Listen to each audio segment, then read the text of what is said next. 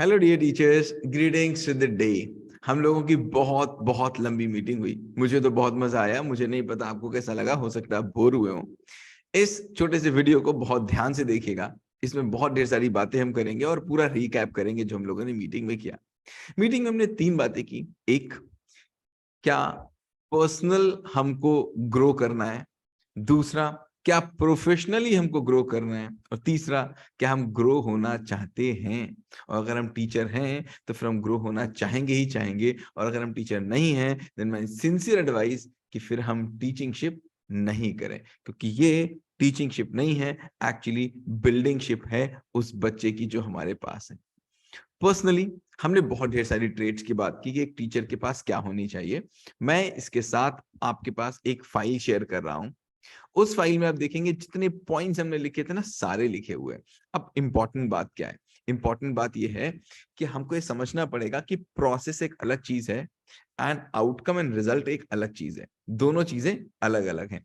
हम जब इंप्रूव करने की बात करते हैं तो हम क्या बात करेंगे कि मैं डिसिप्लिन इंप्रूव करना चाहता हूं, मैं अपना एंगर इंप्रूव करना चाहता हूं, मैं अपना मोटिवेशन इंप्रूव करना चाहता हूं, मैं अपना टाइम मैनेजमेंट इंप्रूव करना चाहता हूं। बट वो एक आउटकम है।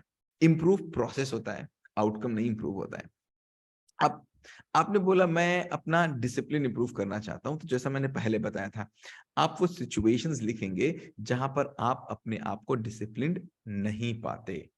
तो फर्स्ट ऑफ ऑल क्या करेंगे, आप वो 3 चीजें पकड़ेंगे जिन 3 चीजों को आपको पर्सनली इंप्रूव करना है और आपको लगता है ये मेरी सबसे बड़ी प्रॉब्लम्स है। मिनिमम 3। आप 10 पे काम करना चाहते हैं, 10 पे करिए, आपको ग्रो होना है। सो नंबर 1, डिसिप्लिन की बात करेंगे तो सबसे पहले वो पॉइंट्स जहां पर हम डिसिप्लिन नहीं है। नंबर 1, मैं सुबह उठता हूं तो मेरी एक बार में आंख नहीं खुलती, मैं 3 बार अलार्म क्लॉक बंद करता हूं।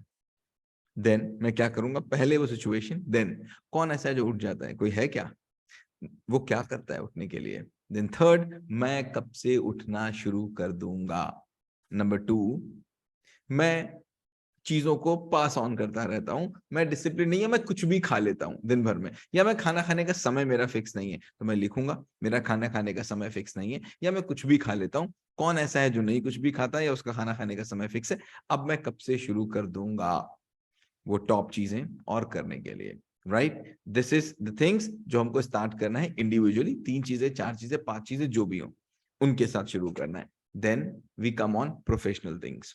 अब जैसा हमने बात की थी, हमारी परफॉर्मेंस वैल्यू, वो कौन सी 5 चीजें होंगी जो आपकी क्लास में दिखेंगी ही दिखेंगी, हर एक बच्चे में मैक्सिमाइज तरीके से दिखेंगी। कौन सी वो 5 चीजें होंगी जो दिखेंगी ही दिखेंगी, उनको आपको हमको तो लिख के देना ही है। साथ में बड़ा बड़ा सा आपकी क्लास में लगा होना चाहिए, लिखा हुआ होना चाहिए। अगर आप पढ़ा रहे हैं एक भी सब्जेक्ट तो वहां पर लिखा होना चाहिए, this is the class of ABC। Class में लगा होना चाहिए, लिखा हुआ बड़ा बड़ा। क्योंकि जो दिख गया ना, अनाउंस कर दिया ना, मैं हमेशा बोलता हूं गोल बनाइए और सबको बताइए। एक बार बता देंगे तो फिर तो मजबूरी हो जाएगी करना। लिख के लगाइए, आपकी क्लास में लगा होना चाहिए पेस्ट कि दिस इज ए, ये 5 परफॉर्मेंस वैल्यू मेरी क्लास में होगी होगी। और जब नोटबुक चेक करिए, जब बच्चे को देखिए, जब मैं देखूंगा, जब आप देखेंगे, जब पेरेंट देखेंगे, जब बच्चा देखेगा, तो 5 चीजें दिखनी ही चाहिए।